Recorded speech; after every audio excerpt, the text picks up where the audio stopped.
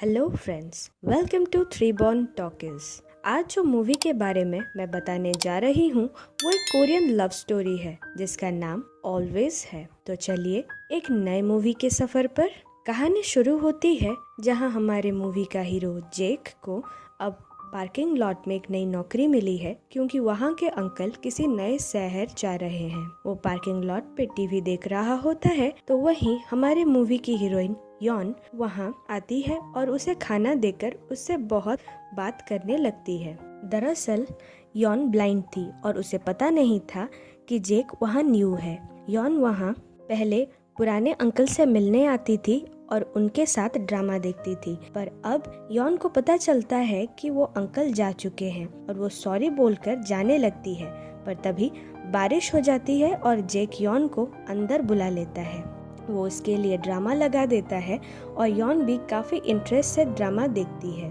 फिर बारिश बंद हो जाती है और ड्रामा भी खत्म हो जाता है, जिस पर यॉन अपने घर निकलती है, पर पहले एज अ थैंक यू उसे खाना देकर जाती है। जेक ये सबसे बहुत खुश होता है। फिर हम देखते हैं कि सुबह यॉन अपने जॉब पर जाती है जहां उसका बॉस उसे बहुत गलत तरीके से छूता है। फिर हम आते हैं जेक के पास जो कि आज बॉक्सिंग क्लब आया होता है और अपने कोच से पास्ट मिस्टेक्स के लिए माफी मांगता है। और यहाँ हमें पता चलता है कि जेक पहले एक बॉक्सर था, पर इतनी कोशिश के बाद भी कोच उसे माफ नहीं करते। फिर जेक का फ्रेंड उसे रिलैक्स करने के लिए बाकी के बॉक्सर से मिलाने लाता है, पर यहाँ एक बॉक्सर हान जेक को चैलेंज करता है और तभी कोच आकर जेक को थप्पड़ मारकर वहाँ से भगा देते हैं। रात को फिर यॉन ड्रामा देखने आती है और जेक जाते वक्त जेक को उसके टिफिन में फ्रूट्स भर देता है। जब वो घर जा रही होती है तभी एक गाड़ी के हॉर्न से शॉक होकर रास्ते पे गिर जाती है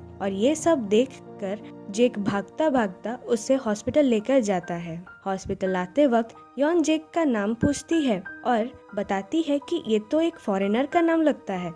फिर जेक यॉन को उठाकर घर ले जा रहा होता है, पर बहुत सारे स्टेयर्स होने की वजह से वो थक जाता है। घर पहुंचकर यॉन जेक को म्यूजिक कंसर्ट के पास देकर उसके साथ चलने को कहती है और जेक मान जाता है। दूसरे दिन यॉन पार्लर जाकर पूरी तरह रेडी होकर जेक के साथ म्यूजिक कॉन्सर्ट देखने जाती है। उसने हेयर को स्टाइल किया होता है जिसके बारे में जेक उसे पूछता है। घर आते वक्त यॉन जेक को उसके फेवरेट रेस्टोरेंट पर चलने को कहती है जहां उसके पापा उसे लेकर जाते थे। वो बार बार क्वेश्चंस पूछती है जिससे कि जेक इरिटेट हो जाता है और चिढ़कर उसे बोलता है तुम अपने काम से मतलब क्यों नहीं रखती। इससे यॉन सैड हो जाती है और घर पहुंचकर उसे सॉरी कहती है और कहती है कि वो फिर कभी उसे डिस्टर्ब नहीं करेगी। जेक तभी उसे बताता है कि वो पहले एक बॉक्सर था और गुंडागर्दी करता था। उसकी एज 30 है, पर उसे उसका पास्ट बिल्कुल अच्छा नहीं लगता। वो अपने पास्ट के मिस्टेक्स के लिए अब भी गिल्ट महसूस करता है। दूसरे दिन हम देखते हैं कि ऑफिस में बॉस यॉन को अपने साथ डिनर के लिए फोर्स करता है, पर यॉन मना करके वहाँ से चली जाती है। अब वो जेक के साथ कुछ दिन हुए ड्रामा देखने भी नहीं आती। जेक को थोड़ा आश्चर्य होता है, पर तब भी वो कुछ नहीं बोलता। इधर जेक फिर से कोच के पास जाता है और उसे माफी मांगता है। तभी कोच पूछते हैं कि वो इतने दिन गायब कहाँ था, जिस पर वो बताता है कि कुछ साल पहले उसने किसी को लोन दिया था, फिर उसने उसे बहुत मारा और वो लोन नहीं चुका पाने के कारण खुद को आग में जला देना चाहता था, जिस पर जेक को जेल हो गई। इसीलिए उस गिल्ट में उसने बॉक्सिंग छोड़ दी थी। और ये सब कहकर वो एक ओल्ड एज होम आता है जहां हमें पता चलता है कि जेक ने तभी उस आदमी को जलने से बचा लिया था और अब उसका ट्रीटमेंट करा रहा है। तभी नर्स जेक को एक हेडबैंड देती है और उसे किसी स्पेशल को देने को बताती है। फिर हम देखते हैं कि यॉन घर आते वक्त बॉस उसका पीछा करता है और फोर्सफुली उसके घर पे घुस जाता है। जब यॉन बॉस को वहाँ से जाने को बोलती है तो वो उसे बहुत मारता है। तभी वहाँ जेक माफी मांगने आया होता है और ये सब देखकर वो बॉस को बहुत मारता है और यॉन को बचा लेता है। वो यॉन को प्रॉमिस करता है कि वो हमेशा उसके साथ रहेगा, जिस पर यॉन मना कर देती है और उसे जाने को कहती है क्योंकि वो किसी पे डिपेंडेंट नहीं होना चाहती। पर उसके बाद से ही जेक यॉन को बिना बताए उसका पीछा करने लगता है, जैसे कि वो हमेशा ही सही रहे, उसे चोट ना लगे। शाम को जब यॉन उससे मिलने आती है तो वो बताती है कि उसने जॉब छोड़ दी है। बातों ही बातों में वो उसे वीकेंड में कहीं ले चलने को बोलती है। वीकेंड में जेक यॉन को एक डॉग देता है जिसका नाम इजी होता है और वो कहता है कि ये हमेशा तुम्हारे साथ रहेगा। फिर वो उसे नदी के किनारे ले जाता है और बताता है कि पहले यहाँ एक ऑर्फनेज था और वो वहाँ पे रहता था, पर बाद में वो पानी में डूब गया। फिर यॉन उसे 2 पत्थर देती है, एक उसके पास रखती है और एक उसे दे देती है। दूसरे दिन जेक फिर से कोच के पास जाता है और इस बार कोच मान जाते हैं और वो फिर से अपनी बॉक्सिंग शुरू करता है। उसके पास जो पैसे होते हैं वो यॉन का घर ठीक करने में लगा देता है। कुछ दिन बाद जेक एक्चुअल कंपटीशन में खेलता है और उसके पास पैसे आने लगते हैं। इससे जेक और यॉन की लाइफ काफी आसान हो जाती है और एक खुशहाल जिंदगी चलती है। एक दिन यॉन जेक का फेस टच कर रही होती है, तभी जेक को पता चलता है कि यॉन को स्कल्पटिंग का बहुत शौक है। वो उसे फिर से स्टार्ट करने को कहता है और एनकरेज बहुत करता है। दूसरे दिन जब मैच जीतकर जेक ड्रेसिंग रूम में होता है तो वहाँ हान आता है और उसे इंटरनेशनल मैच खेलकर ज्यादा पैसे कमाने का ऑफर देता है, जिस पर जेक का दोस्त उसे डांट कर वहाँ से भगा देता है क्योंकि हान एक बहुत ही धोखेबाज इंसान होता है। फिर जब जेक घर आ रहा होता है तो यॉन उसे अपने मम्मी पापा से मिलाने ले जाती है। वो बताती है कि जब वो कॉलेज में थी वो अपने मम्मी पापा के साथ कहीं घूमने जा रही थी। तभी उन्होंने बिल्डिंग से एक जलने वाले आदमी को देखा तो गाड़ी का बैलेंस बिगड़ गया और उस एक्सीडेंट में उसके मम्मी पापा मारे गए और उसने अपनी आंखें खो दी। तभी जेक को याद आता है कि ये सारी घटनाएं उसी दिन की है जिस दिन वो उस आदमी को मार रहा था और उसे पता चलता है कि ये सब की वजह वो खुद है। वो बहुत गिल्टी फील करता है। तभी यॉन उसे कहती है कि शायद अभी मम्मी पापा ने तुम्हें मेरे लिए ही भेजा है। वो कुछ नहीं बोलता और गिल्ट में और एंगर में जाकर क्लब में बॉक्सिंग प्रैक्टिस कर रहा होता है। वो जब घर आता है तो देखता है कि खाना बिखरा पड़ा है और यॉन घर पे नहीं है। वो भागता भागता हॉस्पिटल पहुंचता है जहां उसे पता चलता है कि यॉन की आंखों की शक्ति धीरे धीरे कम हो रही है और 1 महीने में वो बिल्कुल ही ब्लाइंड हो जाएगी। पर ये सब ऑपरेशन से ठीक हो सकता है, पर ऑपरेशन के लिए बहुत सारे पैसे चाहिए। ये सुनकर जेक को हान याद आता है और वो उसके पास जाता है और उसे पैसे के लिए कहता है। हान तैयार हो जाता है पर जेक को भी उसके लिए कुछ करना पड़ेगा, ये मानकर वो चलता है। फिर जेक यॉन को ऑपरेशन के लिए रेडी रहने को बोलता है।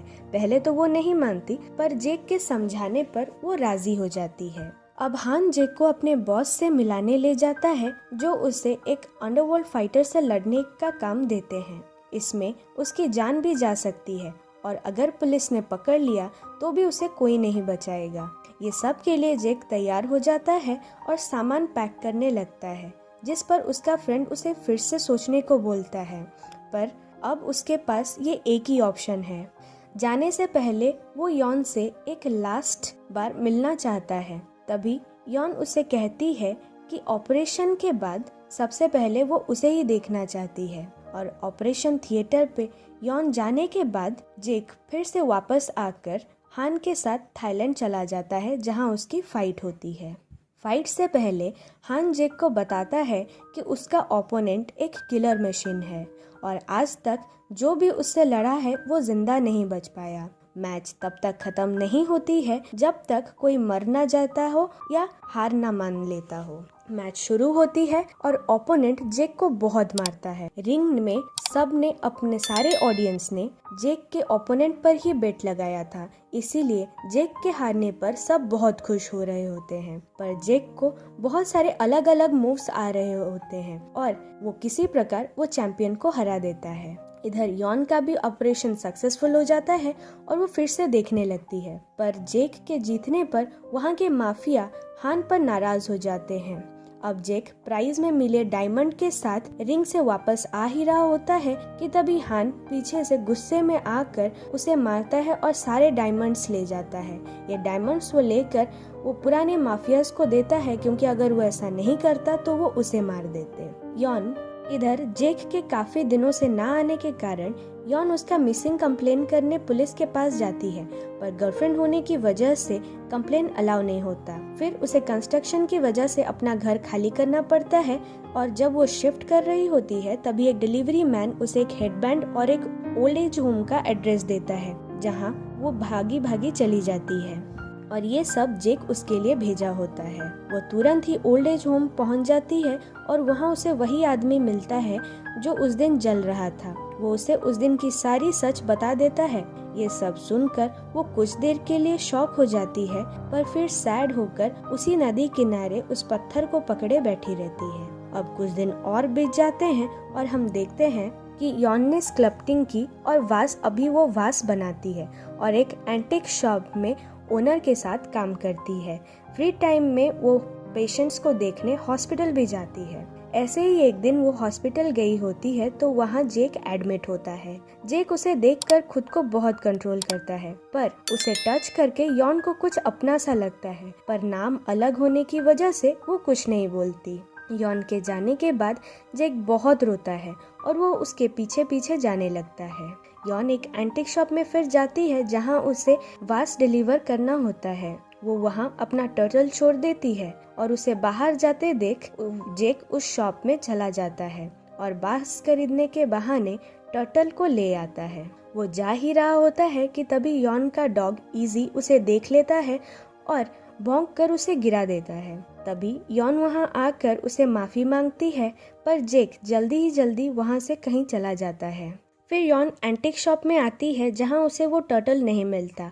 वहां फिर से इजी भौंकने लगती है तो वो भागती हुई बाहर जाती है, क्योंकि अभी उसे रियलाइज होता है कि वो जेक ही है। वो फिर जेक उसे वहां भी नहीं मिलता और वो बहुत रोती है ये सोचकर कि इतने दिन बाद वो फिर से जेक से मिली, पर फिर से उसने उसे खो दिया। तो फिर वो हॉस्पिटल कॉल करती है, पर वो हॉस्पिटल में भी नहीं होता। फिर उसे उस नदी के किनारे याद आता है और वो वहाँ भागी भागी जाती है और देखती है कि जेक वहीं होता है। वो टर्टल को पानी में छोड़ रहा होता है। तभी यॉन उसे पीछे से बोलती है कि मैंने कहा था ना, मुझे आंखों के ठीक होने के बाद सबसे पहले तुम्हें ही देखना है, तुम क्यों चले गए थे। रोकर फिर वो उससे माफी मांगती है कि इतने टाइम से वो उसे पहचान नहीं पाई और एक दूसरे को वो आई लव यू बोलते हैं और हम देखते हैं कि वो दोनों फिर से एक हो जाते हैं और यहीं मूवी का एंड हो जाता है। सो फ्रेंड्स, अगर ये मूवी आपको पसंद आई हो तो लाइक और कमेंट करें और ऐसी ही अनोखी मूवीज सुनने के लिए इस चैनल को सब्सक्राइब करें। Bye bye.